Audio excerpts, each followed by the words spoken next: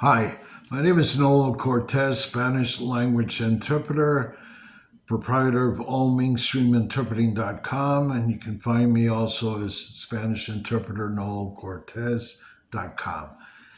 I thank you. I thank you for being here. I don't want to take much of your time, but I do want to discuss some important facts and basic fundamentals of interpreting, the language interpreting for, 16 years workman's comp, arbitrations and hearings, 7 years with Social Security disability hearings, and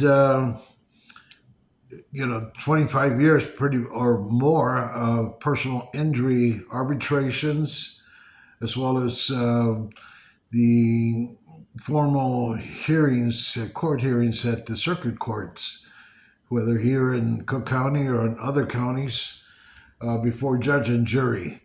So that is my background right there. I do want to point out, again, I said I was going to be talking about facts, right? Fact is that when I started back, I think it was 96, 95, there were no professional interpreters. Attorneys would call up their potential clients and say, does anyone in the house speak English? So, or do you have a nephew or someone that could interpret for us in court, right? So back then, whether these transcripts were used, actually used, with having a non-professional, possibly biased interpreter, somebody interpreting a testimony. Uh, Only the commissioners know, and the attorneys themselves, whether how that that flew or didn't fly. As far as the legitimacy of whether it was biased or non-biased. You know, but then I came along. Back then, it was one of the few professionals. Although somebody started me without any training and stuff, and that I soon find out that that doesn't work. The fact that just bilingual, no, it doesn't work. And especially when you deal with different dialects, people of different origins, South America, Central America, Mexico, Puerto Rico, Cuba, etc. You really do have to have knowledge and experience. Otherwise, they'll say, "No, no, get out. I need someone from my own origin, from my own country." And so back then, I had studied already, and so then I said, no, I better take the training and the whole thing, because it's the only way. I don't want to go through embarrassing times, with not being able to translate or interpret this and that and the other, in certain settings, right? So I took the trade seriously, and I had some training up in 26 in California, which was the place to be back then as far as training, getting basic. And then, of course, time that I spent in Bolivia and stuff like that. And when you're third generation American, you don't really speak Spanish per se. I don't like that word, but I'll use it. Uh, and if you do, it's kind of like a Spanglish kind of thing. So that doesn't work. That doesn't work with people from other countries where they only speak straight Castilian, or if they're from Galicia, or they're from Catalan, or some, well, different various languages in Spanish. But here, mostly everyone speaks Castilian. So that was important to learn, because I didn't want to go through embarrassing times, and I wanted to be professional as possible. So I took it very seriously. Um, I've been involved in about no less than 1,500 to maybe no more than 2,000 transcripts. We're talking about testimonies uh, given by witnesses and deponents and depositions or hearings or wherever, arbitrations. And so, very important that the interpreter is non-biased, right? Impartial. That's important because, like I said, back when I started, who knows who said what and this and that and the other. Again, only the commissioners who review the transcripts knew the legitimacy of that. All right, so then, since I started back in '96, I started to work with different agencies, earn my trust and respect, and then in 2005, I started on my own. And most of my bread and butter was workman's comp commission, which were arbitrations involving, workman's injuries.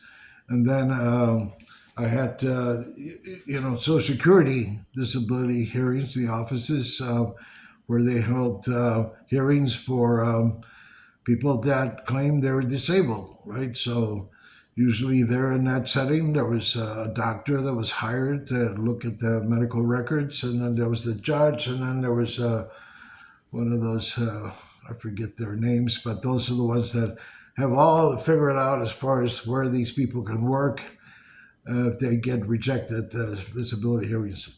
Anyhow, so yeah, and then of course a lot of personal injury. I've worked with big defense firms as well as big plaintiff firms, and I've worked well. Again because of being impartial, I work with defendants and attorneys, and I work with the petitioner or the respondent, the petitioner, the plaintiff. So, yeah, and all that was going very good, until of course the pandemic came around. I also, before I forget, I have, just so you know, the knowledge that I have, the background and the history. I recorded or videotaped three.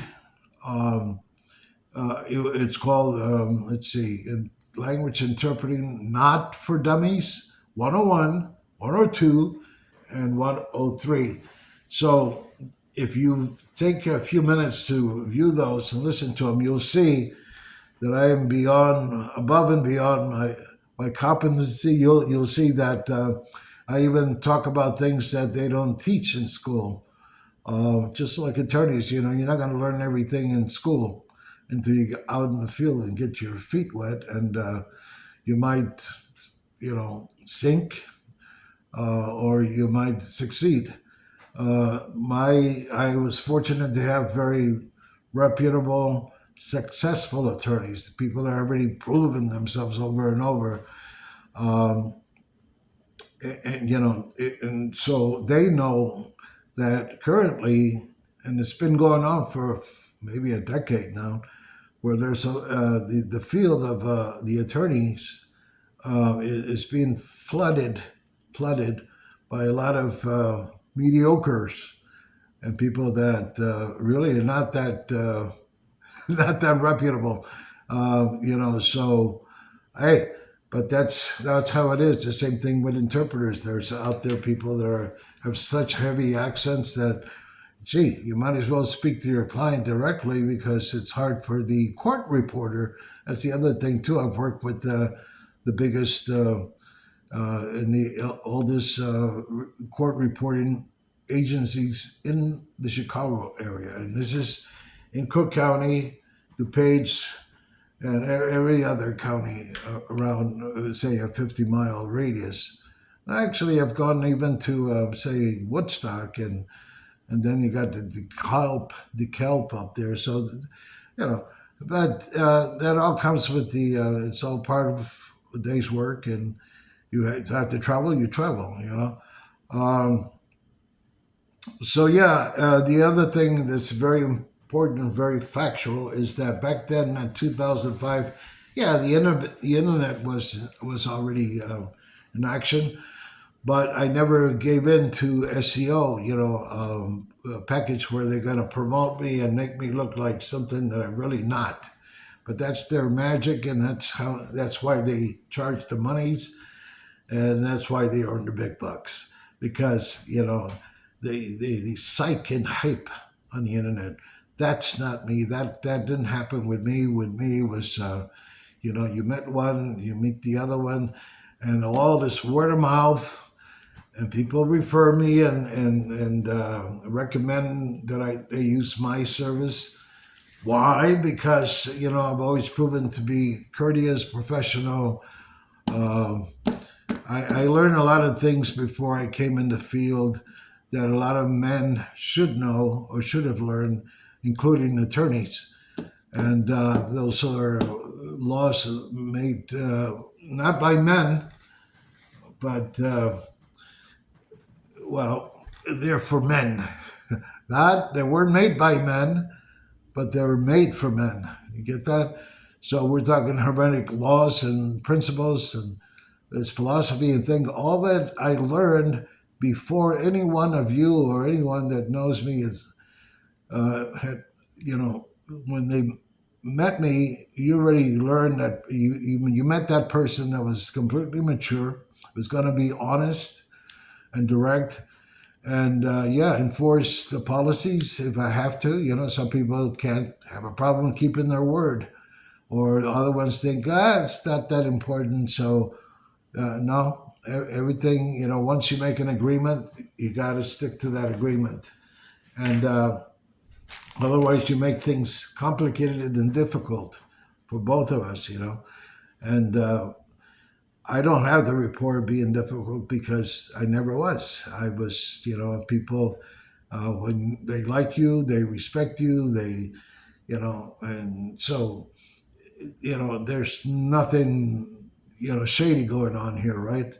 And then when I gave those few that 1%, the benefit of the doubt, because you already know. Again, when I came in the field, I already knew who was who, and because as you define as a mature as a man, then you get to see people right through people, in some cases, and the other ones, they're pretentious and they're liars and deceivers and even criminal minded, in some way, the shape or the other, So, fortunately, I personally decided not to be around the criminal thing, and I don't like that. And